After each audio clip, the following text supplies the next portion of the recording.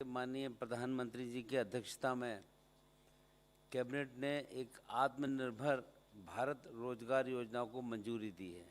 मित्रों, हम जिस मंत्रालय में हैं, सामान्यतः लोग कहते हैं कि पूरे एक साल में नौकरियों के अवसर कम हो रहे हैं, ख़त्म हो रहे हैं।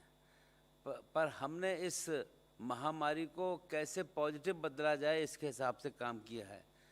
कोविड-19 महामारी के परिप्रेक्ष्य में इस समय आत्मनिर्भर भारत योजना एक तरफ एक नए रोजगार सृजन की ओर आवश्यक प्रोत्साहन दे रही है, वहीं दूसरी तरफ हमने सीधे उद्योगों के रूप में उनको वित्तीय सहायता भी पहुंचाने का काम किया है।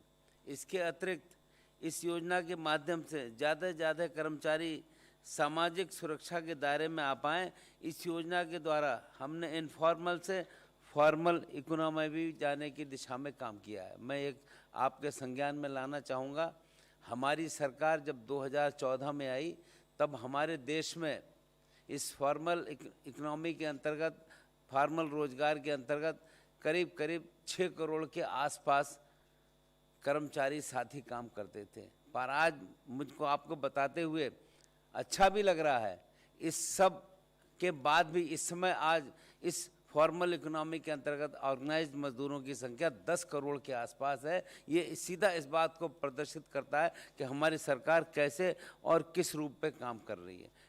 इस योजना के तहत हमने उन कर्मचारियों को चुना है जिनका मासिक वेतन 15,000 रुपये से कम है, और योजना के माध्यम से हम एक गरीब कल्याण के प्रति अपनी प्रतिबद्धता भी बताने का काम करते हैं। और ये योजना उन सब पर लागू होगी जो 1 अक्टूबर 2020 से 30 जून 2021 तक नौकरी पर रखे जाएंगे, क्योंकि मार्च के बाद से लेकर बताया जाता है बहुत सारे लोग निकाल दिए गए, वो भी अब अगर रखे जाएंगे तो उनको रखा जाएगा।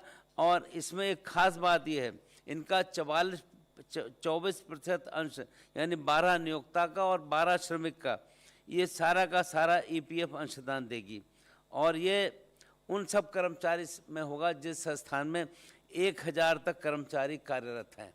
1000 तक के सारे कर्मचारियों का 24% अंश भारत सरकार 2 साल तक देने का काम करेगी, और जहां पर 1000 से ज़्यादा हैं वहां पर इस अंश में कुछ कमी हो जाएगी, केवल 12% अंश एम्प्लॉइज़ का दिया जाएगा। मित्रों, ये 2 वर्ष तक के लिए दिया जाएगा।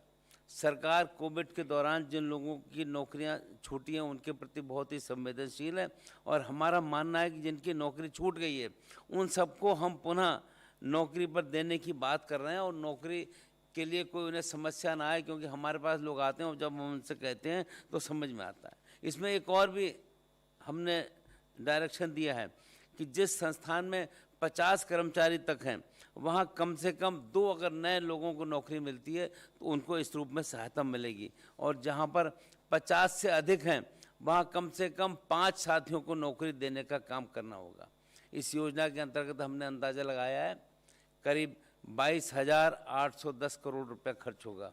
मित्रों, इस प्रकार आपकी जानकारी में है कि इससे पहले भी एक हमने स्कीम चालू की थी 2016 से 2019 के बीच में, रोजगार सृजन के लिए प्रोत्साहन स्कीम, वो उसको लाभ मिला और उसमें 12% अंश केंद्र सरकार द्वारा दिया जाता था। पर अब हम जो आज इस बार जो योजना दे रहे हैं वो 24% अंश केंद्र सरकार देने का काम करेगी। ये बात सही है कि उस योजना से करीब 1 करोड़ 21 लाख लाभार्थियों को लाभ मिला था, और इसमें भी अभी लोग पूछ रहे हैं लाखों लोगों को लाभ मिलेगा, और लोग इस संदर्भ में बात कर रहे हैं कि ये तो आपने हमको व्यक्तिगत मिलकर कहते हैं कि आपने जो हम चाहते थे उसके हिसाब से आपने कदम उठाया है। हमने कहा आप जो भी आपको नौकरी देगा उसका 24% हिस्सा भारत सरकार देने का काम करेगी। लोग इसको काफ़ी अप्रिशिएट कर रहे हैं, इसको पसंद कर रहे हैं, तो ज़्यादा से ज़्यादा लोग इसका लाभ उठाएँ, ये हमारा मानना है।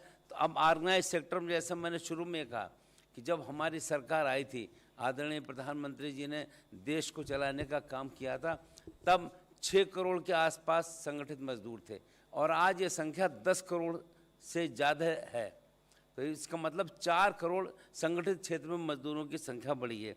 हम इतना ही कह सकते हैं कि हमारी जवाबदेही मजदूरों के प्रति पूरी है, और गरीब मजदूर के प्रति और ज़्यादा है। उसके हिसाब से हम काम कर रहे हैं और वास्तव में 15,000 से कम वेतन पाने वाले श्रमिकों को टेक होम सैलरी भी अब बढ़ेगी और इकोनॉमी में भी डिमांड जनरेट होगी। मेरा मानना यह है कि वास्तव में इसका लोग उठा रहे हैं लाभ और उसके हिसाब से हम काम कर रहे हैं। धन्यवाद।